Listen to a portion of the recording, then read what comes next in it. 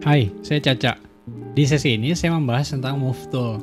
Berikut adalah garis besar hal-hal yang akan saya bahas di sesi ini. Seperti biasa, untuk masuk ke bagian tertentu dengan cepat bisa klik timestamp yang ada di deskripsi. Mari kita mulai.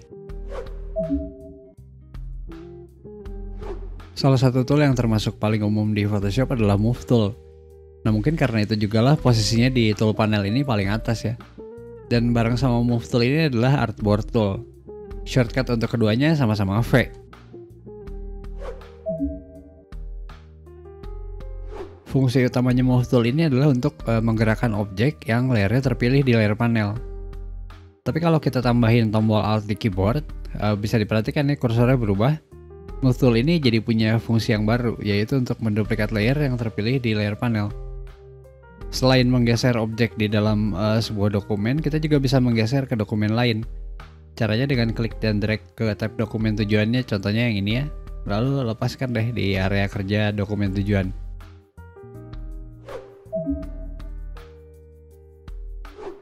Sekarang kita lihat options bar-nya Move Tool. Di paling kiri adalah fitur Auto Select. Kalau fitur ini aktif, klik di canvas itu secara otomatis akan milih layer atau group. Pertama saya pilih yang layer dulu, lalu saya klik di bagian layernya di canvas.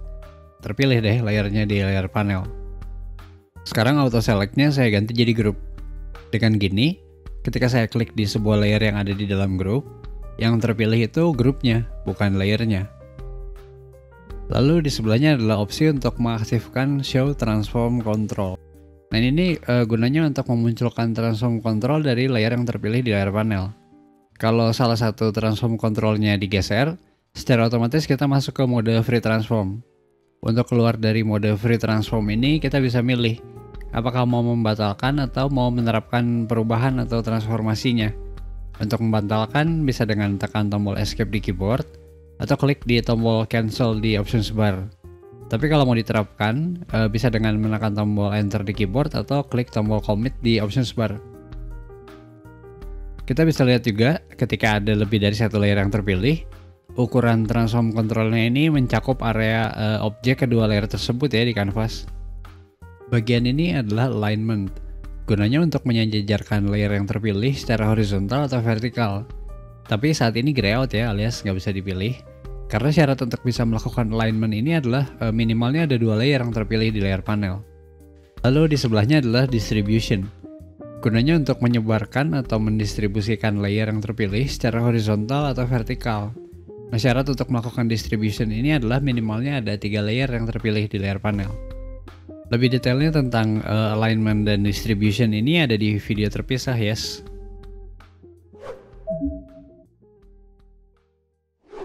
Ketika menggunakan Move Tool, kita bisa memanfaatkan yang namanya Smart Guides. Contohnya saya pengen tahu jarak dari batas objek ini ke pinggiran kanvas. Pertama saya pastikan dulu Smart Guides-nya aktif dengan klik di menu bar View, Show, dan ini Smart Guides. Saya pastikan juga ya layarnya terpilih di layar panel. Lalu saya tempatkan kursor di luar area objeknya di kanvas. Tekan dan tahan tombol kontrol di keyboard, muncul deh jaraknya. Ada beberapa fungsi lainnya tentu, tapi lebih detailnya saya bahas di video terpisah. Seperti biasa, linknya ada di card dan di deskripsi. Selanjutnya adalah tentang snap. Nah, snap itu berarti pergeseran yang dilakukan di canvas dengan Move Tool yang aktif akan snap atau nempel ke aturan tertentu. Untuk mengaktifkan snap ini, klik di menu bar View, dan pastikan snapnya checklisted. Atau cara cepat menyalakan dan mematikan snap itu tentu dengan keyboard shortcutnya ya, yaitu Ctrl, Shift, dan semicolon atau titik koma. Kita bisa ngatur perilaku snapnya itu mau kemana dari submenu snap to. Misalnya saya hanya mau perilaku snapnya itu ke guides saja. Saya pilih dulu none, kemudian aktifkan yang snap to guides. Maka ketika ada guide seperti ini, objek yang digeser di canvas itu akan nempel ketika saya geser ke dekatnya guide. Tapi saya pribadi lebih suka snapnya ke semua aja. Maksudnya di pilihan snap to-nya itu, saya pilih all. Jadi kalau pas lagi geser-geser keganggu sama snapnya, cukup matiin aja sementara dengan shortcutnya tadi itu. Ctrl, Shift, dan semicolon. Kalau geser-geser udah selesai, baru nyalain lagi.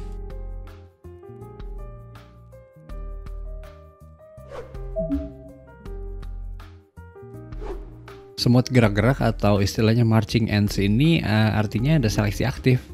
Nah, ketika ada seleksi aktif, perilaku move tool itu seolah jadi terikat ke area seleksi tersebut.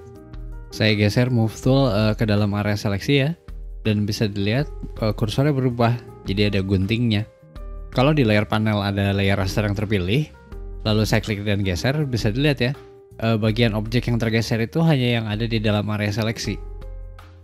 Oh ya, di kondisi ini pun tombol panah di keyboard bisa dipakai untuk menggeser sebanyak 1 pixel, atau istilahnya nudge. Kalau tekan dan tahan shift dulu sebelum tekan tanda panah, nudge-nya ini jadi per 10 pixel. Seperti yang pernah saya tunjukin di cara-cara menduplikat objek, ketika ada seleksi aktif seperti ini, kalau kita lakukan duplikat langsung di kanvas itu, objek hasil duplikatnya akan berada di layar yang sama ya. Terakhir adalah tentang menghapus pixel. Nah, ketika ada seleksi aktif, lalu tool yang aktif adalah move tool, dan di layar panel yang terpilih adalah layar raster, maka menekan tombol delete atau backspace di keyboard itu akan menghapus pixelnya. Tapi kalau di layar panel itu yang terpilih adalah layar background, maka akan muncul jendela fill kalau kita tekan backspace atau delete di keyboard. Dari kontennya ini misal saya pilih background color, lalu klik OK. Area seleksinya ini jadi warna merah ya. Ya karena warna backgroundnya merah. Jadi itulah penjelasan tentang move tool. Kalau ada pertanyaan silahkan ketikkan di kolom komentar. Tapi kalau pertanyaannya panjang boleh kirim email ke caca.photoshop@gmail.com. Selain itu saya juga bisa dijangkau di Instagram yaitu di @caca.photoshop.